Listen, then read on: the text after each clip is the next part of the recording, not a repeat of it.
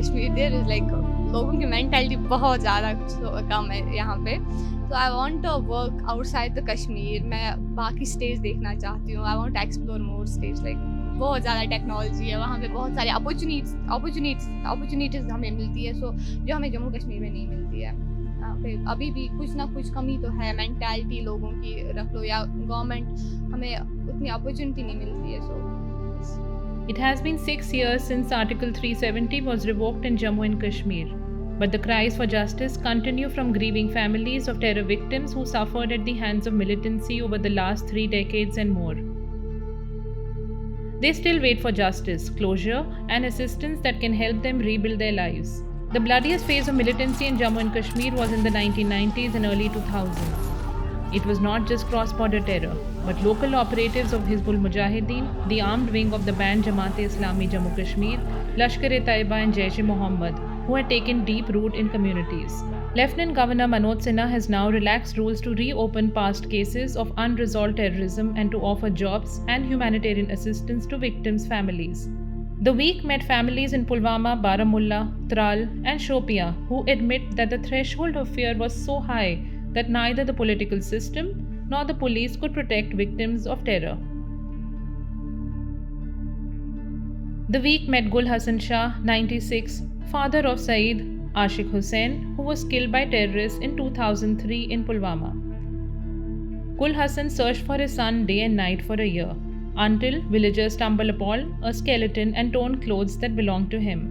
उसे के दुख की वजह से मेरी आंखों की बिनाई चल गई और क्या, मैं कमज़ोर भी हो गया, चल नहीं सकता इस वक्त, बिल्कुल मुझे गिरना वक्त हो गया, बैठा हूँ गाड़ी में। His wife Zulekha hopes the family will see closure before Gul Hassan breathes his last. इस जंगल में तो बहुत ऐसी वारदातें हुई हैं शुमार के बाहर। हमारा ये इलाका इसमें थोड़ा कत्लेआम हुआ है, तो फिर क्या डरने का मसला है और क्या। उस वक्त ही मैं अगर चौकी पर जाता था, मुझे 1000 से आते थे, खबरदार मत पुलिस या मिलिट्री के पास कोई चले, हम तुम्हारा ख़ानदान ख़त्म कर दे। फिर मैं क्या करता, फिर छुप कर फिर मैं जाता था। Across the valley, many families continue to live in poverty, scarred by years of fear and violence. Among them is Fayaz Ahmed Sheikh, who lost his father Mohammad Sultan Sheikh in 1994 in Baramulla. His father, a nationalist, and his uncle, a special police officer, were both gunned down.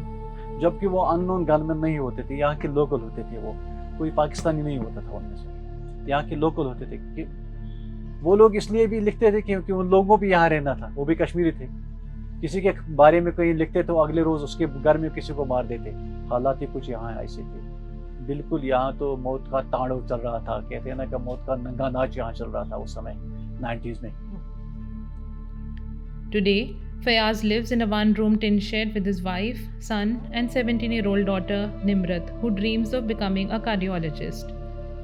She is preparing for the NEET exam, studying long hours on the family's single wooden bed. Nimrat often accompanies her father to meet government officials, seeking compensation and support, but remains unsure if her dream will come true. It isn't just men, women too have borne the brunt of terror. Barkat B still carries the scars of the night in 1997, when militants stormed her home in Pulwama and killed her brother Gul Hassan Bogda, a religious preacher. He was shot 30 to 40 times after stepping out for prayers.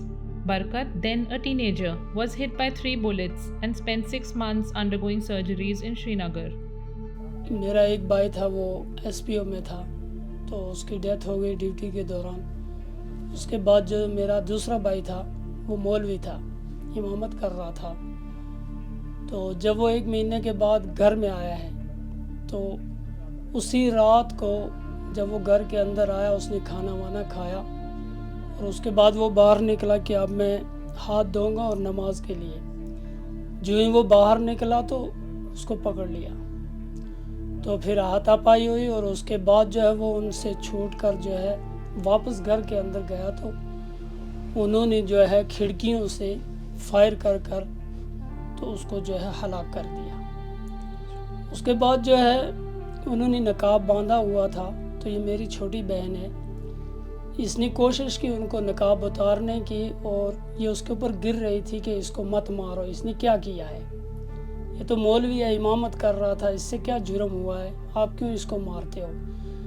तो उन्होंने कोई भी बात नहीं सुनी और इसको भी फायर लगाए, 3 फायर आए हैं इस मेरी बहन को। Today she walks with a limp, but speaks with courage, determined that Kashmiri women should not live only as survivors, but begin afresh. According to official figures, over 12,000 civilians have died in Kashmir since the 1990s as victims of terrorism. Yet, in 3 decades, barely a dozen cases have reached conviction. These forgotten families in villages far removed from power remain a test for the state. As political battles rage over restoration of statehood and the return of powers of law and order to an elected government, what remains in the background are echoes of unsolved killings that continue to haunt the elderly, the widows, and the children left behind, as they dare to dream of a Naya Kashmir. मेरे classmates रहे, I was one among the toppers, but वो अभी किसी और place पे, they are higher education, जो higher education दे रहे हैं, बट मैं अभी भी वहीं पे हूँ। इंटेलिजेंट होने के बावजूद भी, अच्छे मार्क्स मिलने के बावजूद भी, मैं आई एम स्टिल देयर जहाँ पे मैं थी, जहाँ से मैंने स्टार्ट किया था। I want to live the world, I want to see like क्या हो रहा है दुनिया में। बस यही चाहती हूँ कि गवर्नमेंट से कि हमें भी कुछ सपोर्ट करे, हमारे लिए भी सोचे, एटलीस्ट वी एग्जिस्ट।